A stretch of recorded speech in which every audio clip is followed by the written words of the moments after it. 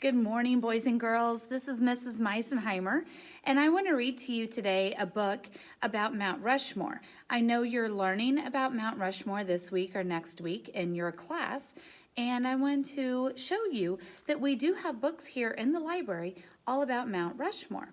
So I have these two up here, and when we actually get back into school, I can show you where they're at. They're in the nonfiction section. We also have this one, and I'm going to read to you this. This is American Symbols. It's Mount Rushmore. This was written by Linda Sorensen, and it was published by the Rourke Book Company. Mount Rushmore. They died long ago, but four of America's greatest presidents still live on Mount Rushmore. The likeliness of the presidents are carved into the mountain rock. Much larger than life, the great stone faces stare at the Black Hills of South Dakota. Like the presidents themselves, the heads of stone have become symbols of American ideas. Faces in the rock. The stone faces on Mount Rushmore remind people of more than just four presidents. They are symbols of what those four presidents stood for. George Washington was known for his courage and battlefield skill. His leadership led to America's freedom from England in 1783. Abraham Lincoln is remembered for his firm belief in the United Nation and freedom for everyone. Thomas Jefferson wrote much of America's Declaration of Independence, and Teddy Roosevelt was a champion of natural resources. The ideas of faces in granite rock of the Black Hills was Doane Robinson's. Robinson was South Dakota's state historian. He wanted the faces of Western heroes such as Kit Carson and the Needles. The Needles is a jumble of tall, pointed rocks in Custer State Park. Robinson invited a sculptor, Gutzon Borglum, to the Black Hills in 1924. Sculptors carve or model subjects in such things as bronze, copper, clay, and rock. Borglum, he had a better idea. Why not, he said, make a memorial of interest to all Americans. Borglum wanted to carve the images of presidents instead of frontier heroes. The idea took off. Why Borglum chose Mount Rushmore as a work site or a location in place of the Needles. Rushmore faced the sun most of the day.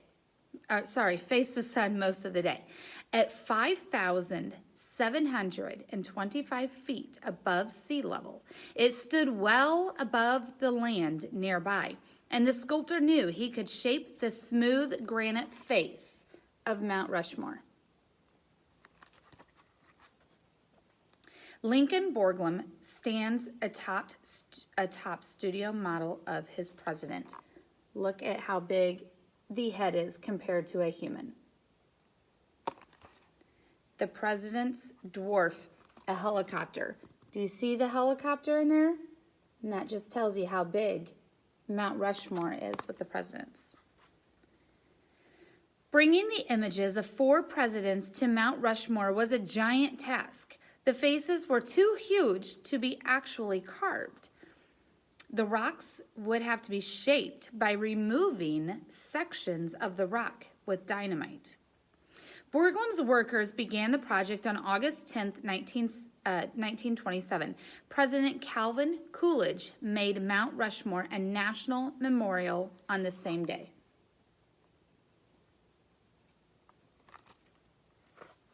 That's somebody on Lincoln's nose, by the way. Can you see that? Workmen drilled holes in the rock to plant dynamite. Before the job was completed, 450,000 tons of Mount Rushmore had been blasted away. That's a lot. As if by magic, the faces of four presidents began to appear in the granite. And finally, in 1941, The job was finished and Gutzon Borglum died early in 1941, leaving his son Lincoln to finish the project. And in this picture, you'll see a bunch of workers working on the president's heads. If the 4 presidents are giants in American history, they are no less giants on the mountain. Each head, just the head itself, averages 60 feet from the chin to the top. The height of a 5-story building is how tall those are. The mouths, just the mouth, averages 18 feet across. Each nose is about 20 feet long. That's a big nose. Borglum loved supersized carvings, but he explained that they should be saved only for people in events that were of giant importance.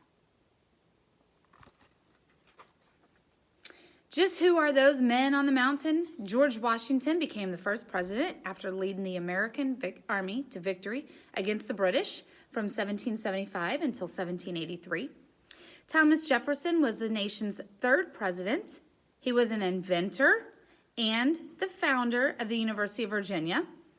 Lincoln was the president, held the nation together during America's Civil War from 1861 to 1865. President Theodore Roosevelt created the first national forest and wildlife refuges.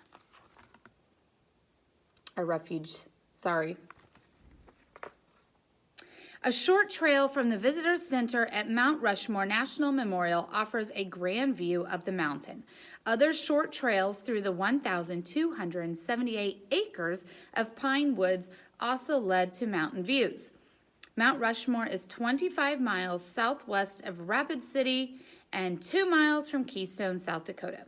The memorial has no lodges or campgrounds, so visitors make day trips. Click around on my Bitmoji library and you will find some pictures that I took a couple years ago when I went to see Mount Rushmore. Have a wonderful week, afternoon, and week, boys and girls. Bye.